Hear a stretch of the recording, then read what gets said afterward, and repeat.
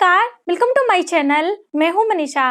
दोस्तों, आज की वीडियो बहुत ही महत्वपूर्ण होने वाली है। आज हम बात करेंगे भगवान शिव की पूजा से जुड़ी बहुत सारी महत्वपूर्ण बातें, बिल्कुल सूक्ष्म बातें होंगी जो कि महाशिवरात्रि पूजा में या फिर आप ऐसे ही शिवरात्रि की पूजा कर रहे हैं तो ये वीडियो आपके लिए बहुत ही हेल्पफुल होने वाली है। तो वीडियो पर आप इन तक बने रहें जिससे सभी जानकारी आपको प्राप्त हो सके। दोस्तों, हम बात करेंगे कि महाशिवरात्रि की पूजा में क्या-क्या बातें हमें बहुत ही ध्यान में रखनी चाहिए जिससे कि कोई भी गलती हमसे ना हो पूजा करते समय। और मान लीजिए आपके घर पे शिवलिंग नहीं है तो क्या आप शिवलिंग ला सकते हैं या नहीं? उस दिन हमें किसकी यानी प्रतिमा की पूजा करनी चाहिए या फिर भगवान शिवलिंग की पूजा करनी चाहिए? जैसे कि भगवान शिव निराकार भी हैं और साकार भी हैं, दोनों रूपों में उनकी पूजा की जाती है। तो किसकी पूजा हमें करनी चाहिए? और मान लीजिए आप शिवलिंग अपने घर ले आए हैं तो क्या महिलाओं को पूजा करना चाहिए?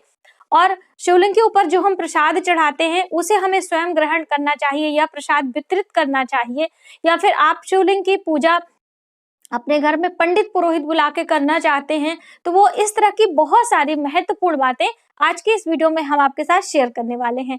तो चलिए वीडियो की शुरुआत करते हैं। दोस्तों, यदि आप हमारे चैनल पर पहली बार आए हैं तो चैनल को सब्सक्राइब जरूर करें। सब्सक्राइब करने के लिए बेल आइकन को प्रेस करें जिससे हमारी वीडियो की नोटिफिकेशन आपको सबसे पहले प्राप्त हो। वीडियो की शुरुआत में आप सभी को महाशिवरात्रि की हार्दिक शुभकामनाएं। आपके जीवन में भगवान भोलेनाथ और माता पार्वती की कृपा सदैव बनी रहे, आपकी सभी मनोकामनाएं पूर्ण हो, ऐसी मेरी शुभकामना है।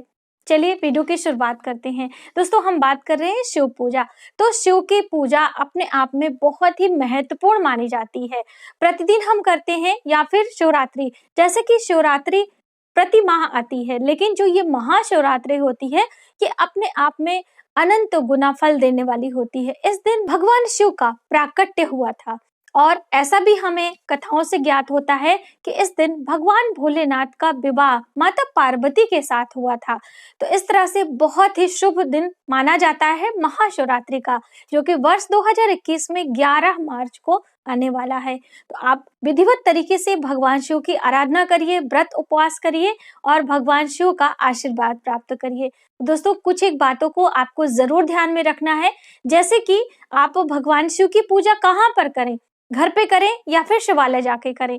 तो भगवान शिव की पूजा आप कहीं भी कर सकते हैं। श्रद्धा भाव से आप घर पे भी कर सकते हैं और शिवालय पे भी कर सकते हैं। लेकिन जैसा कि जब हम किसी भी चीज की पूजा हो, किसी भी देवता की पूजा हो, उससे हम घर पे करते हैं, उससे अधिक गुना हमें लाभ मंदिरों यानी कि जहां पर प्राण प्रतिष्ठित और मंदिरों में जब हम करते हैं तो उसका लाभ हमें अधिक मिलता है।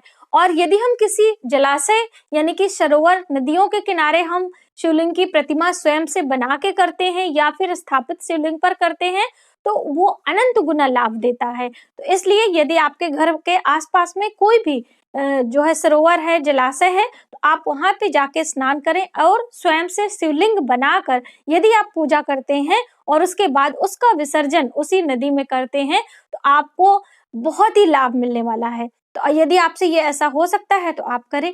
अब मान लीजिए आप ये नहीं कर सकते हैं, आप शिव की पूजा करना चाहते हैं तो प्रतिमा की पूजा करें या फिर शिवलिंग की पूजा करें। बहुत सारे लोगों के मन में ऐसा संशय होता है। तो शिव की पूजा हम दोनों तरीके से कर सकते हैं। शिव साकार हैं और निराकार हैं, लेकिन ऐसी मान्यता है कि भगवान शिव का जो शिवलिंग होता है उसमें बहुत सारे देवी देवताओं का वास होता है।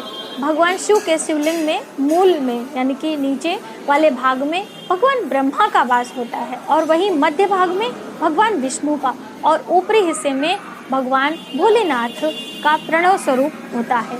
और जो माता उनका अर्घा बना होता है वहां पर माता पार्वती विराजमान होती है, जिसे आप देवी भी कह सकते हैं।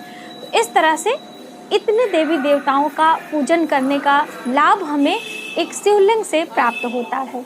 तो आप ये कर सकते हैं। अब मान लीजिए आपके पास शिवलिंग नहीं है तो आप अपने हाथों से शिवलिंग का निर्माण भी कर सकते हैं। अन्य अन्य चीजों से आप मिट्टी का शिवलिंग बना सकते हैं, आप हल्दी का शिवलिंग बना सकते हैं, आप चावल का शिवलिंग बना सकते हैं। अलग अलग शिवलिंग की प्रतिमा बनाकर पूजा करने का अलग अलग महत्व भी बताया गया है, शिव पुराण में इसका वर्णन मिलता है। और दोस्तों, यदि आप अपने घर पे शिवलिंग लाना चाहते हैं तो कुछ एक बातों का ध्यान रखें, जैसे कि शिवलिंग आप बहुत बड़ा ना लेकर आएं।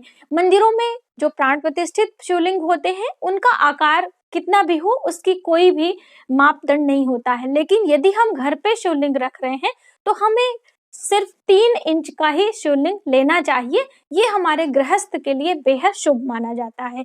तो आप लेकर आए। और एक गलतियां बहुत ज्यादा लोग कर देते हैं कि घर पे शिवलिंग की प्राण प्रतिष्ठा करवा लेते हैं, या किसी भी देवी देवता की हम प्राण प्रतिष्ठा करवा लेते हैं। ये हमारे लिए शुभ नहीं माना जाता है। जैसा कि मैंने आपको लास्ट वीडियो में ही बताया था, तो कई लोगों का कमेंट आया था कि हम प्राण प्रतिष्ठा करके पूजा करते हैं, हमें तो कोई इसका जो है कोई दुष्परिणाम हमें नहीं मिला।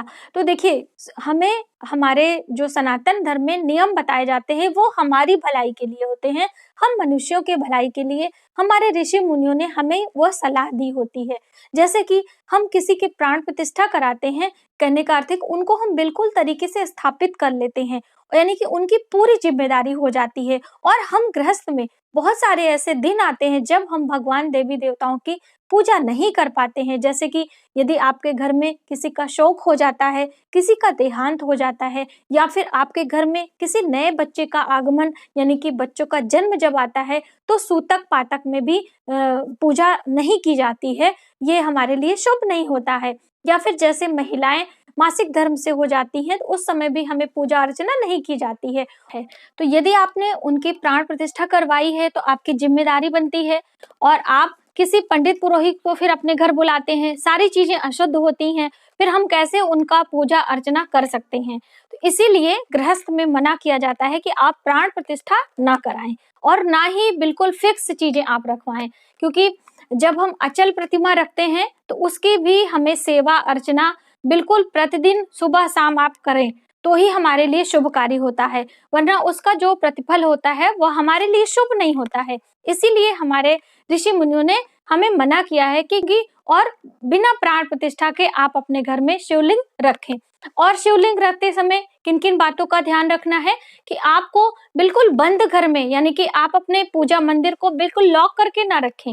भगवान शिव की प्रतिमा जो शिवलिंग होती है उसे आपको खुले में रखना चाहिए। तो इसीलिए जैसे बेल वृक्ष के नीचे आप शिवलिंग की प्रतिमा किसी परात में, चांदी की तस्तरी में आप जल भर के रखें।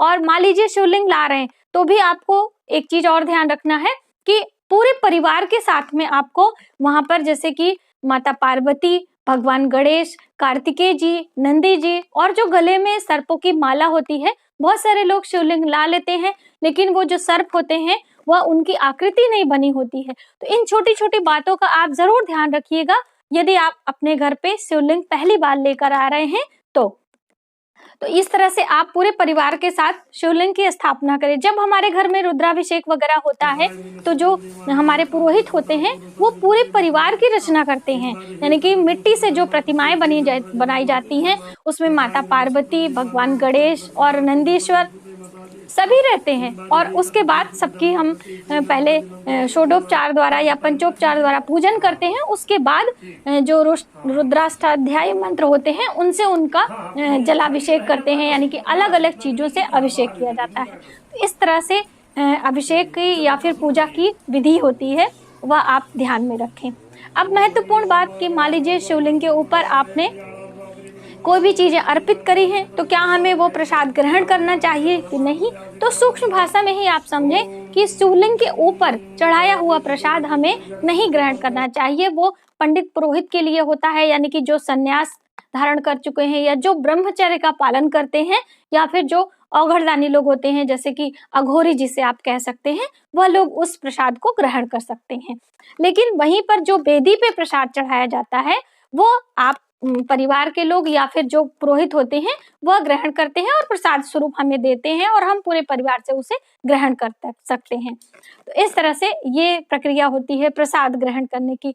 और दोस्तों महत्वपूर्ण बात कि जब भी आप भगवान शिव की पूजा करें, मान लीजिए आप शिवालय गए हैं महाशिवरात्रि को या कभी भी आप शिवालय जाते हैं, तो एक बात का ध्यान रखें कि जो शिवलिंग यानी वेदी के सामने बैठ के आपको पूजा नहीं करनी चाहिए, ये हमें शुभ नहीं होता है।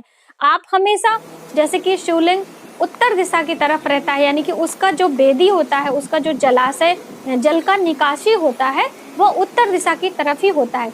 आप उसके अपोजिट यानी कि दक्षिण दिशा की तरफ बैठे और आपका मुख उत्तर दिशा में होगा, और इसी जो है तरह से इसी पोजीशन में बैठ के आपको पूजा शिवालय में करना है, या फिर घर पे भी कर रहे हैं तो आप करें। अब मान लीजिए आपने शिवलिंग नहीं रखा है, आप प्रतिमा रख रहे हैं, तो भी पूरे परिवार यानी कि जो शिव का परिवार होता है, जिसमें माता पार्वती और उनके गोद में भगवान गणेश और कार्तिकेय जी रहते हैं, वो सभी परिवार माना जाता है, और ऐसे ही स्वरूप की आपको पूजा करनी चाहिए। तो इस तरह से इन छोटी छोटी बातों का ध्यान रखें। आज की वीडियो में बस इतना ही। यदि हमारी जानकारी आपको थोड़ी सी भी हेल्पफुल लगे तो प्लीज हमारी वीडियो को लाइक करें, शेयर करें, सब्सक्राइब जरूर करें न्यू वीडियोस के लिए। नेक्स्ट वीडियो में हम आपको शिव पूजा से जुड़ी और भी जानकारी लेकर आएंगे।